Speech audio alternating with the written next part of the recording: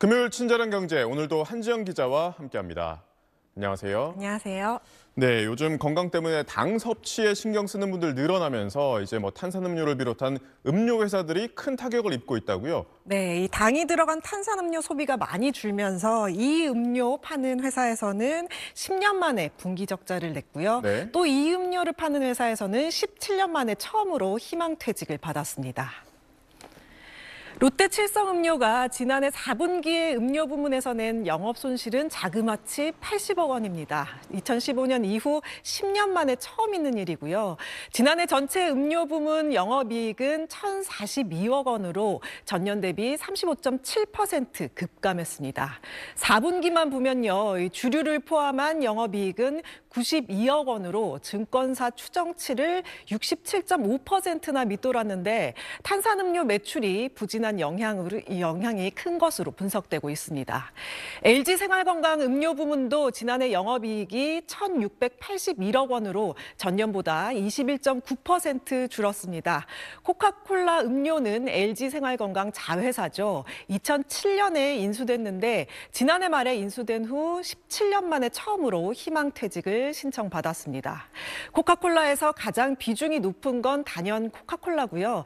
그다음으로 몬스터에너지, 파워에이드 순인데 경쟁사 펩시가 제로 음료 이 점유율을 급격히 늘리면서 코카콜라가 타격을 받은 면이 있습니다.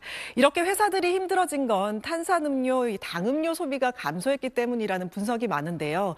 요즘 젊은 층들도 이 건강을 중요하게 생각하면서 당음료 잘 안 먹으려고 합니다. 원래 탄산음료 주소비층이었는데 소비가 급격히 줄어들고 있는 것으로 업계는 파악하고 있습니다.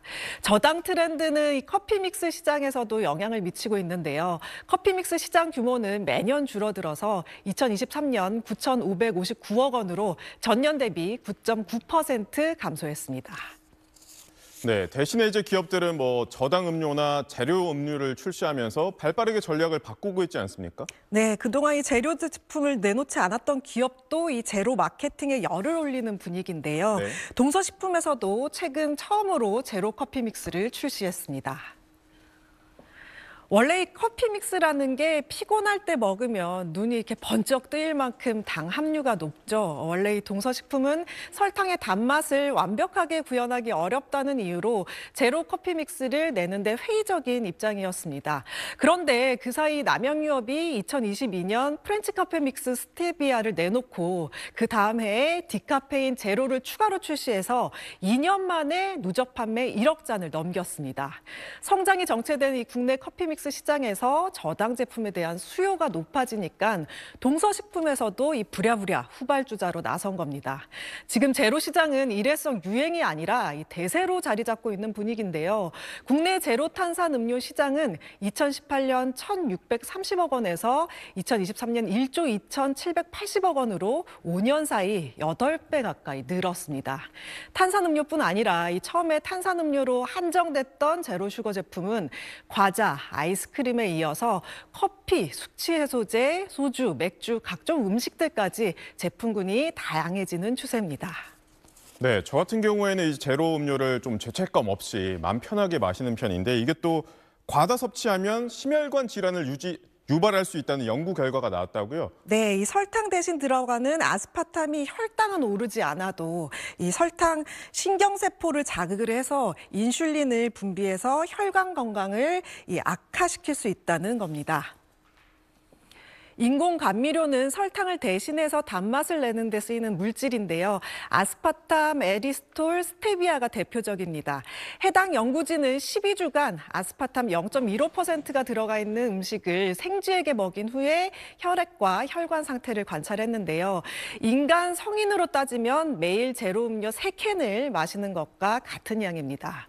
실험 결과는 혈당을 조절하는 호르몬인 인슐린이 실제로 수치가 올라갔더라는 겁니다. 원래는 주로 설탕같이 당분이 포함된 음식을 먹을 때만 나오는데 대체당을 먹었을 때도 나온다는 사실이 확인된 건데요. 연구진은 아스파탐 자체가 혈당을 올리지는 않더라도 단맛을 감지하는 신경세포를 자극하고 췌장에서 인슐린 분비가 증가한다고 봤습니다. 또 인슐린 분비가 늘면 혈관에 염증을 생기게 해서 동맥경화를 유발하는 것으로 나타났습니다. 다만 인간을 대상으로 한 임상시험은 하지 않았다고 하는데요. 그래도 이 대체당을 과다 섭취했을 때 부작용에 대한 내용은 계속해서 나오고 있기 때문에 적정량만 드시는 게 좋겠습니다. 네, 친절한 정보 잘 들었습니다.